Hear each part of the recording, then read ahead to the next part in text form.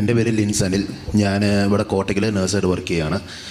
ഞാൻ 2023 എൻ്റെ നേഴ്സിംഗ് പഠനം കഴിഞ്ഞായിരുന്നു. പക്ഷേ 2025 എനിക്ക് എൻ്റെ 4th ഇയർ പാസ്സാകാൻ പറ്റുന്നില്ല. എന്ത് ചെയ്തിട്ടും പറ്റുന്നില്ല. എനിക്ക് ദൈവവിശ്വാസമൊക്കെ ഭയങ്കര കുറവായിരുന്നു. ഞാൻ അന്നൊക്കെ വിചാരിച്ചുകൊണ്ടിരുന്ന ഈ ധ്യാനത്തിന് വന്നിട്ട് എന്ത് കാര്യം, കുറേ കൈയടിച്ച് പ്രാർത്ഥിച്ചിരുന്നത്. നമുക്ക് വിശ്വാസം നമ്മുടെ മനസ്സിലല്ലേ വേണ്ടെന്ന് വിചാരിച്ചു. അങ്ങനെ എന്തായാലും താൽക്കാലികമായിട്ട് ഞാൻ അൽമാസ് ഹോസ്പിറ്റലിൽ ജോലിക്ക് കയറിയായിരുന്നു. അവിടെ നേഴ്സിംഗ് ഒബ്സർവറായിട്ട് കയറിയിരുന്നത്. ആ സമയത്ത് എൻ്റെ ഇൻചാർജ് പറഞ്ഞു, എടാ നീ തൽക്കാലം എല്ലറുവ പോയിട്ട് ധ്യാനിച്ച് നോക്ക്, അവിടെ ചെന്ന് ധ്യാനിക്കുന്നു പറഞ്ഞു. ഞാൻ എന്തിലാവട്ടെ എന്ന് വിചാരിച്ച് ഞാനങ്ങ് എല്ലറുവ ഇവിടെ വന്നു. കഴിഞ്ഞ വർഷം ഈ ഫെബ്രുവരി മാസത്തിൽ താമസമുള്ള ധ്യാനം 5 ദിവസമുള്ള ധ്യാനം. അന്ന് വന്ന ദിവസം തന്നെ അച്ഛൻ വിളിച്ചു പറഞ്ഞു, ഹലാൽ ഫുഡ് കഴിക്കുന്ന ഒരാൾ, സ്ഥിരമായിട്ട് മന്തി കഴിക്കുന്ന ഒരാൾ ഈ കൂട്ടത്തിൽ ഇരിപ്പുണ്ട്.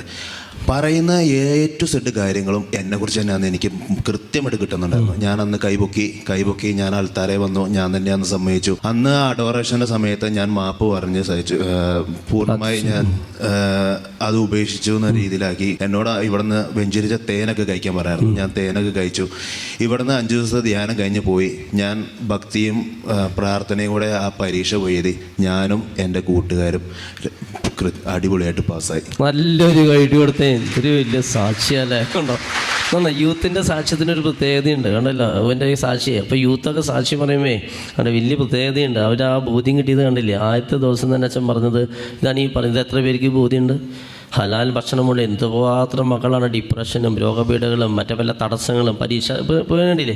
ഇവനിപ്പോൾ ഈ ഹലാൽ കഴിച്ചുകൊണ്ട് ഇപ്പോൾ എന്താ പ്രശ്നം പറ്റിയത്? ഇവന് വയറിനൊരു പ്രശ്നമില്ല, ആരോഗ്യത്തിനൊരു പ്രശ്നമില്ല. പ്രധാനമായിട്ടും വന്നിരിക്കുന്നത് ചിലപ്പോൾ അതൊക്കെ ഉണ്ടായിരിക്കാം. പക്ഷെ പ്രധാന തടസ്സം പഠന മേഖല ബ്ലോക്ക് വന്നു. ചിലർക്ക് വിവാഹ തടസ്സമായിരിക്കും, ചിലർക്ക് വിൽപ്പന തടസ്സമായിരിക്കും, അല്ലെങ്കിൽ തീപ്പൊള്ളലേൽക്കുക, അല്ലെങ്കിൽ കുട്ടി മരിക്കാൻ പോയി. പക്ഷെ പ്രാർത്ഥിച്ച് നോക്കുമ്പോൾ ഈശോ ഇതൊക്കെ ഉണ്ടായി. അച്ഛൻ പല വീടുകൾ പ്രാർത്ഥിക്കാൻ പോയി. അങ്ങനെയാണ് അച്ഛൻ ഇതൊക്കെ വെളിപ്പെട്ട് കിട്ടിയത്. ഒരു പുസ്തകത്തിൽ നിന്നോ നെറ്റിൽ നിന്നോ ഇതിന്നോ ഒന്നല്ല. ഇതുമൂലം എത്ര പേരാ അധപതിച്ച് ഈ ലോകം മുഴുവനും നോക്കിയാൽ മനസ്സിലായത്. നമ്മുടെ മക്കൾ എത്ര പേരാ ഇങ്ങനെ കഷ്ടപ്പെട്ട് മുന്നോട്ട് പോകണേ. ഇതിനെപ്പറ്റി അറിയില്ല. ഒരു തിരിച്ചറിവുണ്ടായാൽ മതി. ഒരു അറിവ് കിട്ടി കഴിഞ്ഞാൽ നമ്മളിപ്പോൾ ഇൻ കേസ് അങ്ങനെ കഴിക്കുകയാണെങ്കിൽ തന്നെയും കുരിശ് വരിച്ച് പ്രാർത്ഥിച്ച് കഴിക്കുമ്പോൾ ആ തിന്മ വിട്ടുപോകോളും. പക്ഷെ അങ്ങനെ ഒരു പ്രാക്ടീസ്, അതിനൊരു അറിവ് പറഞ്ഞു കൊടുക്കണ്ടേ.